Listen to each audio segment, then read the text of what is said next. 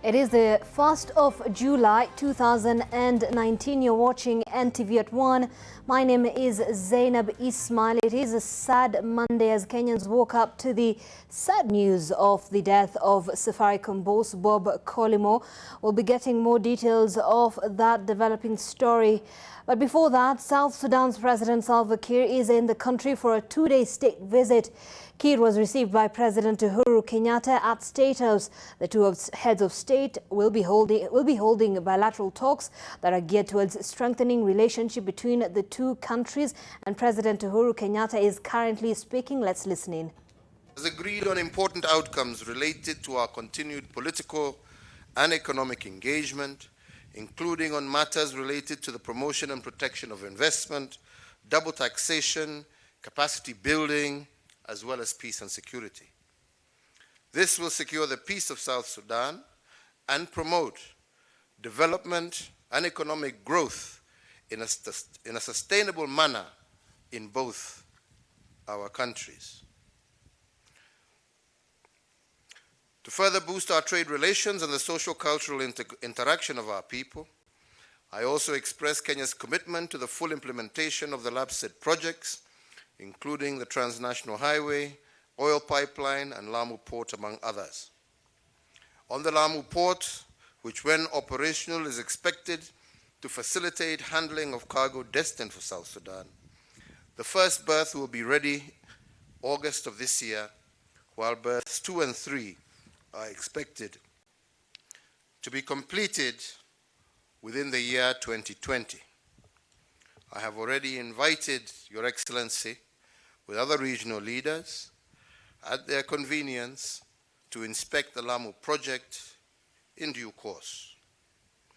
Further, to ease the movement of goods consigned to South Sudan, the Kenya government has responded to the request of South Sudan to set aside 10 acres of land at the inland container depot in Naivasha Industrial Park for use as a dry port by the government of South Sudan. We as a nation, and I reiterate once again Kenya's commitment to continue providing any necessary capacity building support that may be required on mutually agreed terms, including development of training and mentorship programs for higher level cadre of key institutions in South Sudan's public service.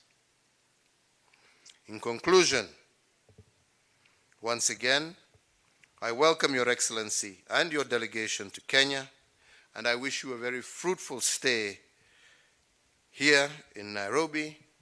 And I conclude by saying, Karibu Kenya, Karibu Nyumbani. Welcome, Mr. President. Thank you very much.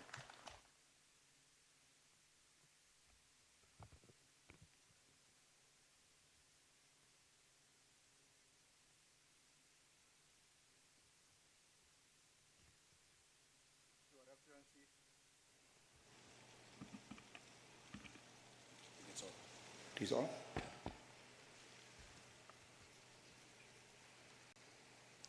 I'm deeply grateful to His Excellency Uhuru Kenyatta, President of the Republic of Kenya, for extending their gracious invitation for me to pay an official state visit to my country, Republic of Kenya. The visit has been a great opportunity that enables us to explore comprehensive bilateral cooperation and take a set of concrete measures that will enhance bilateral relations in different fields. We seek to strengthen our ties because of the shared conviction that has been given, that has given our geographical proximity as neighbors and the books of history, culture, and common destiny that unite our people, and the relationship between South Sudan and Kenya should naturally be a close one. President Uhuru Kenyatta and I have had very fruitful discussions on a broad range of issues spanning from political, economic, and security matters of mutual interest. It is also gratifying to note that we have now agreed on a framework for the engagement on border issues, and technical teams from both countries will soon meet to start the process of resolving border-related issues. In a world of fast-changing political dynamics, we are of the view that it is critically important to establish joint mechanisms for political, emerging, international, and regional developments. To that end, I'm going forward. South Sudan and Kenya shall be exchanging views from time to time on issues of mutual interest. We have also reviewed process achieved so far in the implementation of the revitalized agreement on the resolution of the conflict in the Republic of South Sudan. And in this connection, South Sudan has registered once again its profound gratitude to the government and people of Kenya for the sustained support to peace efforts in South Sudan. We are delighted to further note that we have received assurances that the government of Kenya will be exerting additional efforts to bolster the smooth implementation of the peace agreement in South Sudan as a complement to its already commendable endeavors within the IGAD framework. The Republic of Kenya remains a big economic gateway to the rest of the world, not only for South Sudan, but for the entire East Africa region, sub-region. In the light of this, we have agreed to undertake arrangements that will further facilitate and promote both South Sudan's imports and exports, export trade via the Republic of Kenya. Our discussions also touched upon important infrastructure projects between our two countries and contribute to the regional economic integration. We have also reflected on security challenges facing our region and agreed to intensify joint efforts to address any threat posed by terrorism and transboundary organized crimes. This is what we have agreed upon. Thank you very much, Your Excellency.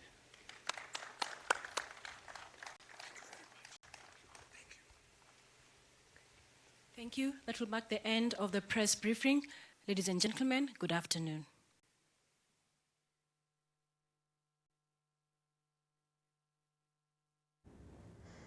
All right, there you have it, that meeting at State House between President Uhuru Kenyatta and his counterpart from the South Sudan government, Salva Kiir. They will be holding bilateral talks later on. This is part of his state visit into the country, and we'll be getting more details of that visit and what is expected from South Sudan, and of course what the government and the South Sudanese government will be discussing in the next few days.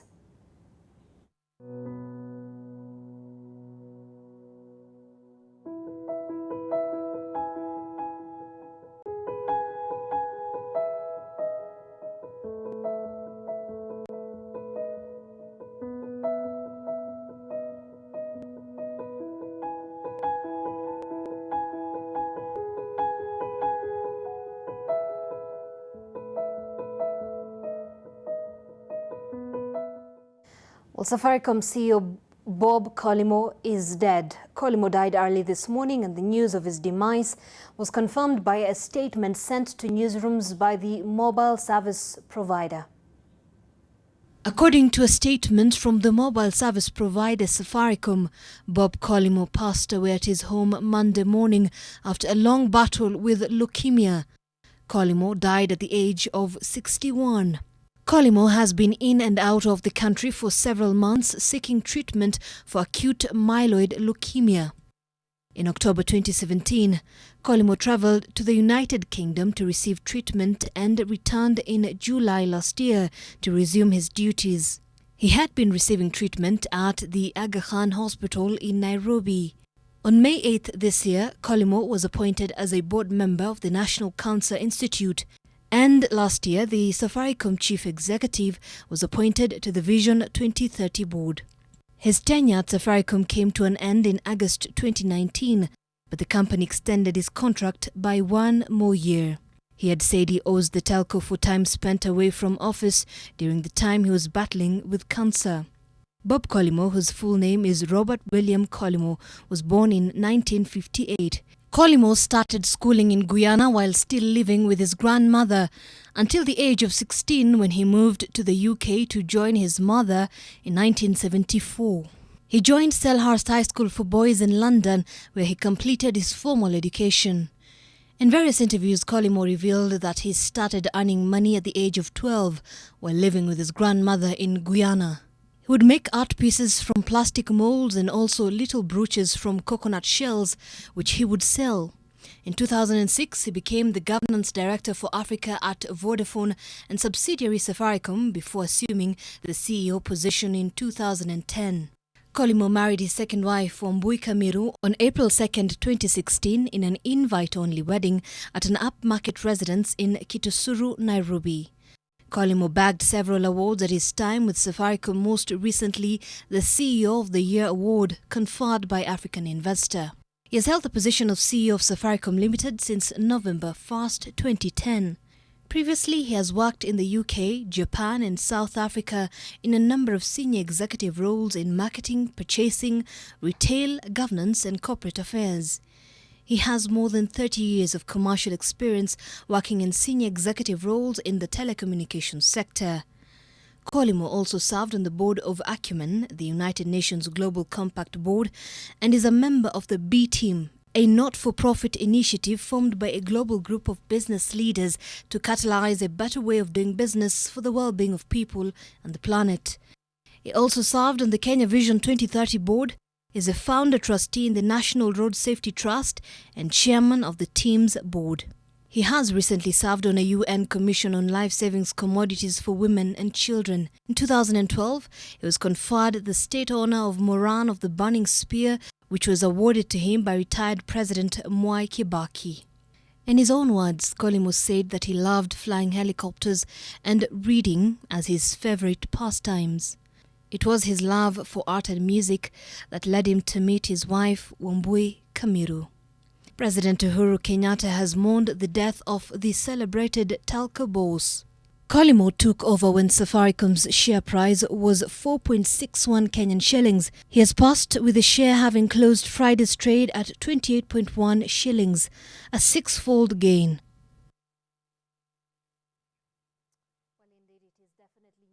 That has shocked and has saddened many Kenyans of all walks of life in the country. And I'd like us to now cross over live to the Safaricom headquarters where my colleague Victor Kiprop is currently there. Of course, the board members of Safaricom had addressed the media early on a number of issues. Now, Victor, what is the mood at the Safaricom headquarters at this point, and what are some of the issues that have been raised by the board members following that press briefing?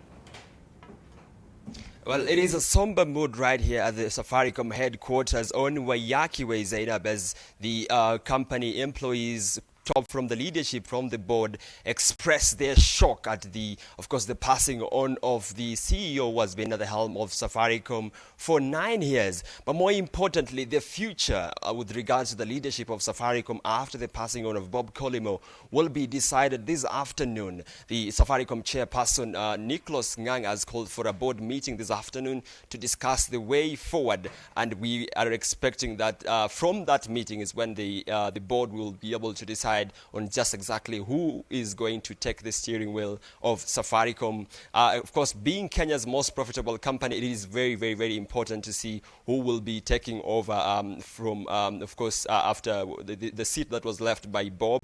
And before, of course, he got his term renewed in May, there was already rumors going around about how some political figures are pushing to have a local CEO take over Safaricom from Bob Collymore.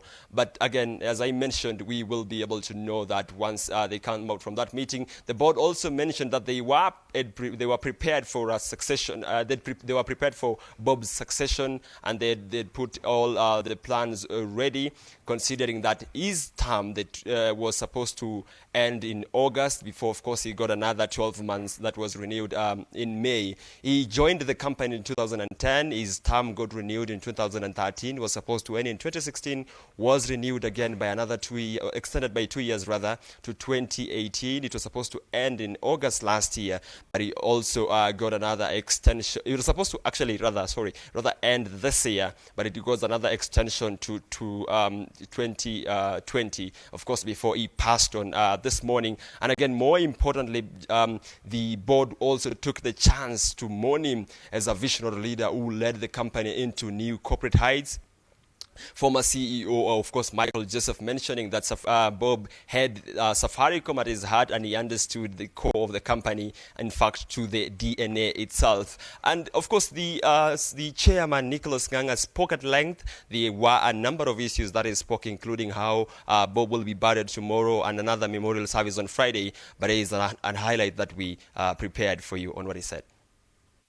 We'll continue to build on Bob's legacy. We will honor him by completing the work that he began and which he so passionately espoused. I shall be calling a board meeting later today in order to discuss and chart the way forward. There you have it. The board chairman, Mr. Nicholas Nganga, saying that the company will continue to focus on the passion that Bob had established in the company, and that, of course, the meeting this afternoon will be able to come with a way forward with regards to the company's leadership, and they will be able to make that announcement in the next 24 hours, Zainab. All right, Victor, and of course what we've gotten there is the fact that the late Bob Collymore will be buried tomorrow in a private ceremony, as well as the board having to sit down today afternoon to chart a way forward on what is going to happen to the company in the next few years to come, now that Bob Collymore has passed on. Now let's take a look at Safaricom company that Bob Collymore left behind. Bob was appointed CEO of Safaricom in November 2010 at a time when the company's share price was 4 shillings and 61 cents. Over the years, Collymore has grown the company's value, and by the close of business at the NSE last Friday, the 28th of June 2019, one share of Safaricom sold at 28 shillings and 1 cent. Today, Safaricom controls a 64.2% market share, which, even though it is a lower market share than previous years, it still remains the largest telecommunications company in the country. Safaricom was created in 1998 as a subsidiary of Telkom Kenya before Vodafone Group acquired a majority stake. Last year, Forbes ranked Safaricom as Africa's best employer and 67th in the world. Safaricom is now the most profitable company in Kenya, having reported a 63.4 billion shilling net profit in the year ended March 2019, 14.7% growth from last year.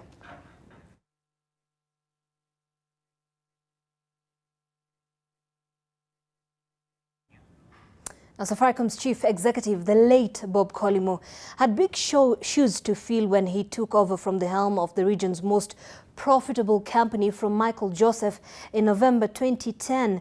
If Michael had set the right foundation for the company to succeed, it was Bob who guided it to the stratosphere. Here's Alex Mwangi with a snapshot of Bob Collymore through the coverage of an event that gives you more than a glimpse into who the man was. In April this year, I went to cover Bob Collymore as he and James Mwangi, the group chief executive of Equity Holdings, were announcing a renewal of their partnership on M. Kesho. For financial journalists, covering Bob was made interesting by his ability to easily put things into context. Kesho was probably the second, after the launch of M-Pesa, it's the second most innovative thing that we've done for the Kenyan financial sector. Safaricom and Equity had not been seeing eye to eye, but on this occasion, they were burying the hatchet and forging forward. It led to this rare moment of a handshake, even though Bob's condition had earlier on put some restrictions on shaking hands. Bob was feted on numerous occasions for his successes at Safaricom, but he was a man who was not afraid to admit failure. The difference is that we kind of looked at it through different lenses. We're happy to accept that we were both wrong at the time. And what we're now seeing is a closer alignment because there's a better understanding of the customer. There's more of an alignment now in the lens through which we look at the problem. In May this year, Bob was appointed to the National Cancer Board. It is a door that his illness opened for him, an illness that also made Bob an inspiration to many for the fortitude, resilience, and absolute resolve to be forthright about it and to face it head-on. Bob was also not shy of throwing down the gauntlet to fellow chief executives, and his interest in seeing society become more equitable had started playing out. That trickle-down is not happening, and we cannot be running the biggest companies in the country or in the region whilst that is happening. And so, we have stepped back and we said, what is the problem we're trying to solve? Is there a role that businesses, the telecommunication businesses, the banking industry can play in addressing that trickle-down effect? And, it might be profitable, it might not be profitable, but we need to fix the challenges that society face. It's not just for government to do that. It is up to the equity banks and up to the Safaricom's to do that. And we hope that more big companies step up to that role. Bob was born in 1958 in Guyana, but judging from his tenure at Safaricom, Kenyans had come to know him and identify with him as one of their own. As you build your businesses, you need to think about working across the region, you need to think about working across the continent, and why not be selling a product which is being purchased in Chile, or in Peru, or in Afghanistan. So, don't hold your ambitions. The one-year extension that Safaricom had given Bob is evidence of how difficult Safaricom had found it to give Bob a break and find his replacement. But even though sadly departed, Bob has left the scene on his own terms, having left a mark on millions of lives. I think we're done. Alex Mwangi, NTV.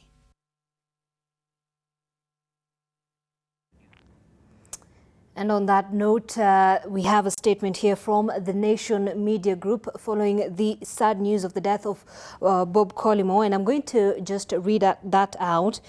This is the Nation Media Group's message of condolence on the passing of Robert Bob William Collymore. It is with great sadness that we have received the news of the death of Mr. Robert Bob Collymore. On behalf of the Nation Media Group family, we offer our deepest sympathies and condolences to the family and friends of Bob Collymore, as well as the Safaricom family. Mr. Bob Collymore was an astute business leader and who led Safaricom, the industry and the nation to great heights. He will be fondly remembered for his commitment to transforming the lives of Kenyans through advocating for purposeful business in courageous areas such as anti-corruption, governance, and sustainable business. May God grant his family comfort and strength to go through this difficult time. Signed, Stephen Gitagama, the Nation Media Group CEO.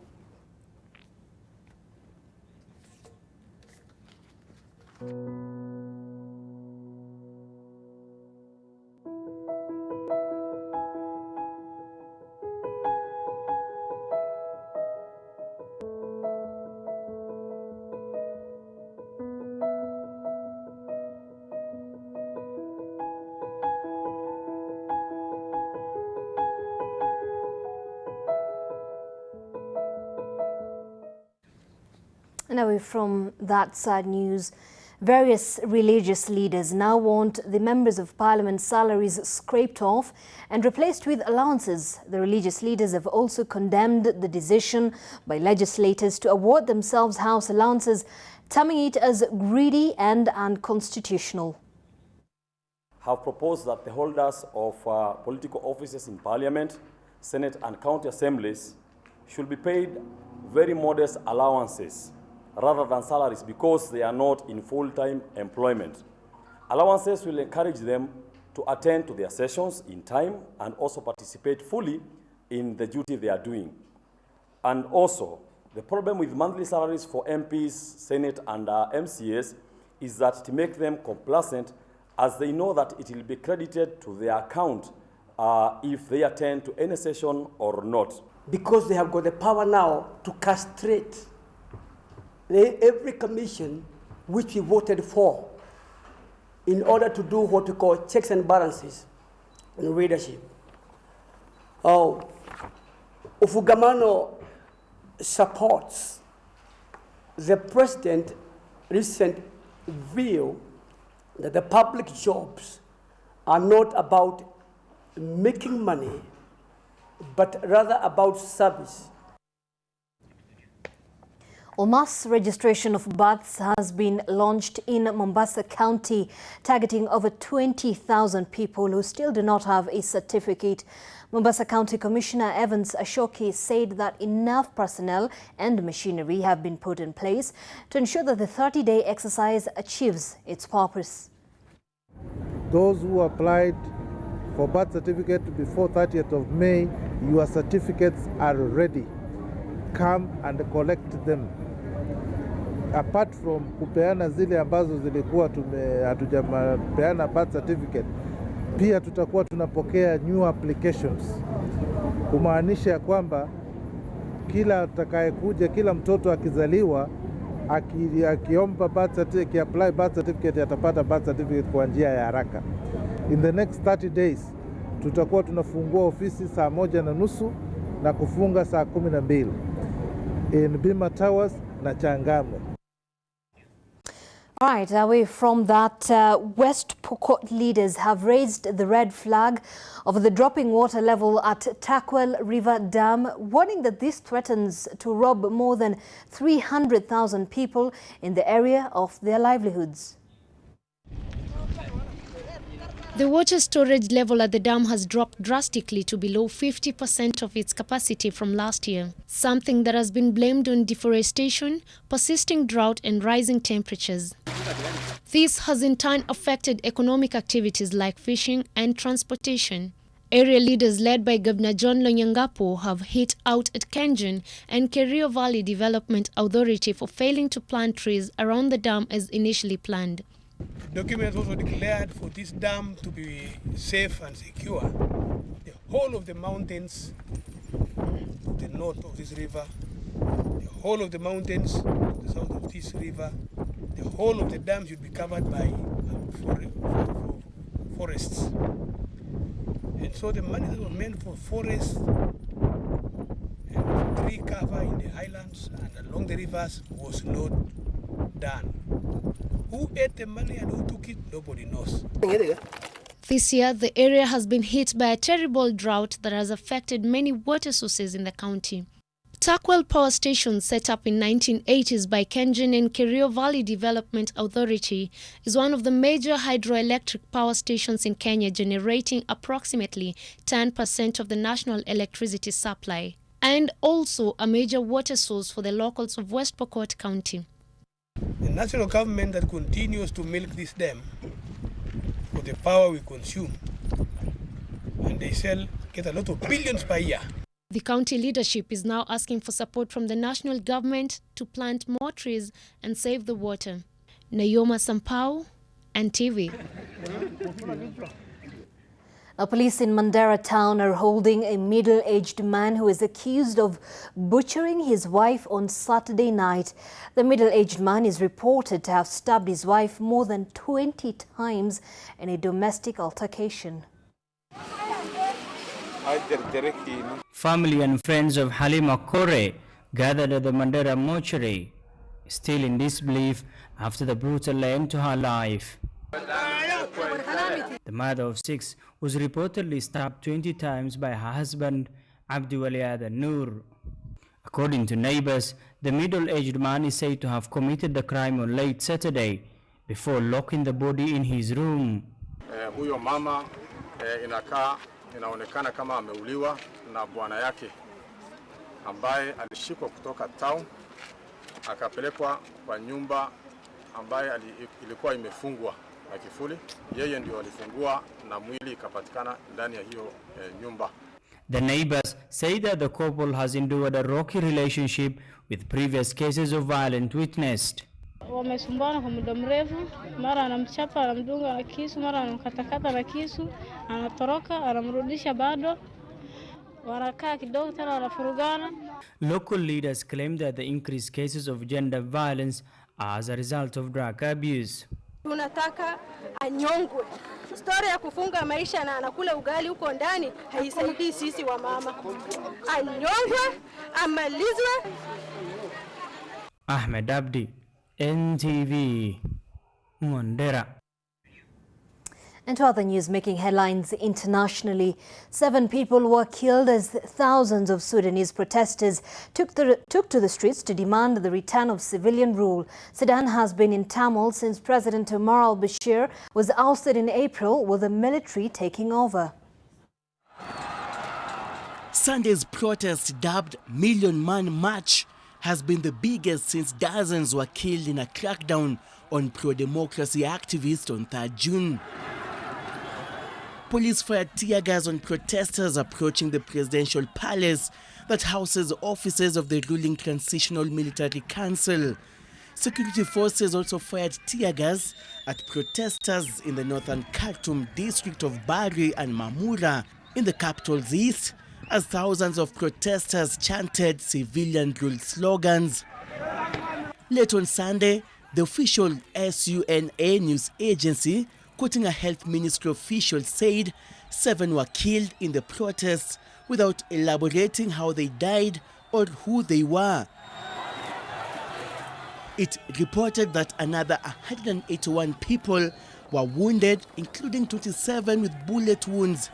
10 members of the regular forces were also wounded, including 3 from the dreaded paramilitary rapid support forces. Prior to Sunday's deaths, at least 128 people were killed since the June 3rd crackdown. The military council warned it would hold the protest movement entirely responsible if any life is lost during Sunday's protests. Ethiopia and the AU, who are mediating between the generals and protest leaders, have proposed a blueprint for a civilian majority body, which the generals say could be a basis for resuming talks. And violent clashes broke out in Hong Kong on Monday, with anti-government protesters trying to smash their way into the city's parliament as Hong Kong marked the anniversary of its China handover. The rallies reflect growing fears that China is stamping down on the city's freedoms and culture with the help of the finance hub's pro-Beijing leaders. Demonstrators gathered outside the venue, which was ringed by police. Small groups of mainly young masked protesters seized 3 key thoroughfares in the morning, sparking renewed clashes with police after 2 weeks of relative calm. They smashed windows of the city's legislature and tried to force their way into the building by ramming a metal cart through the glass doors. Police responded from above with pepper spray, but protesters unfurled umbrellas to shield themselves. The current wave of protest was an attempt by Chief Executive Carrie Lam to pass the Beijing-backed extradition law, which she has now postponed following the backlash. Protesters are demanding LAM to shelf the extradition bill and for police to drop any charges against demonstrators arrested in recent weeks. Activists, who are mainly young students, have vowed to keep up their civil disobedience campaign. The pro-democracy rally is scheduled to take place on Monday afternoon, following the same route the two mass rallies last month took, from a park to the city's legislature. Pro-democracy activists have organized a march every handover anniversary, calling for greater democratic freedoms, such as the right to elect the city's leader. Although Hong Kong was returned from British to Chinese rule on July 1, 1997, it is still administered separately under an arrangement known as One Country, Two Systems. And away from that, let me now hand over the baton to Aida Waringa with the sporting action.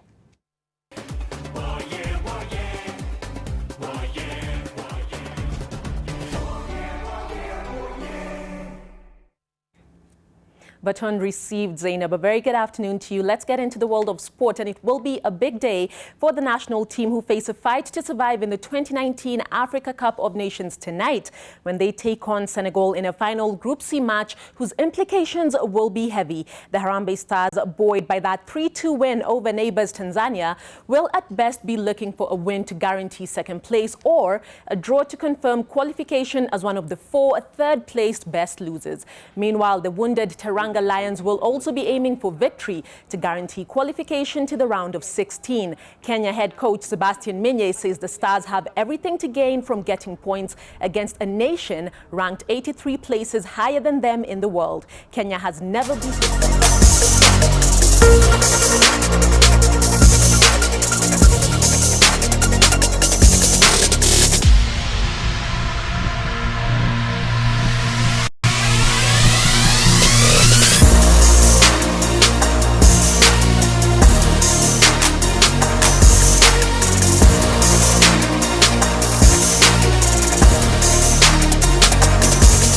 Season with Sadio Mane, so we know it will be difficult. Kenya will come to. We have no choice. We have to beat Kenya.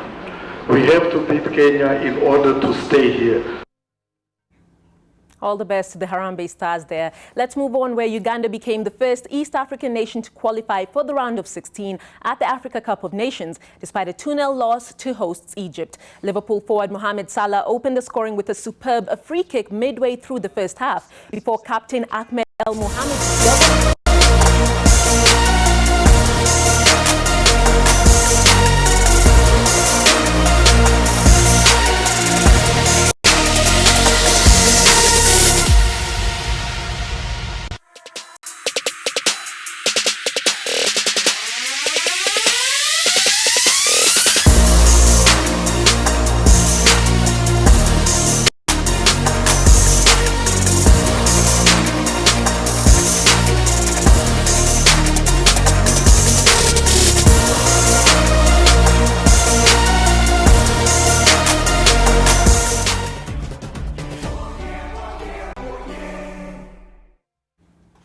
to the track now, where world and Olympic 1500 meters champion Faith Kipyegon stand an elite field to win the women's 1500 meters race at the Prefontaine Classic, which is the 7th leg of the IAAF Diamond League. Kipyegon, back after a 2-year maternity break, clocked 3 minutes 59.04 seconds, a new facility record time. She crossed the line ahead of rivals Great Britain's Laura Muir and United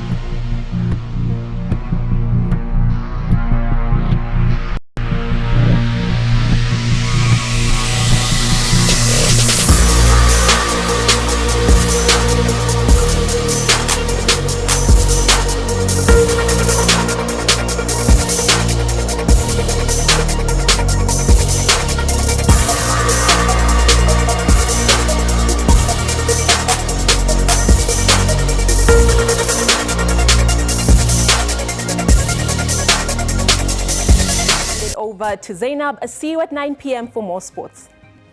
All right, thank you so much, Aida Waringa, for and of course, like she says, more news in our subsequent bulletins. My name is Zainab Ismail. Have a good afternoon.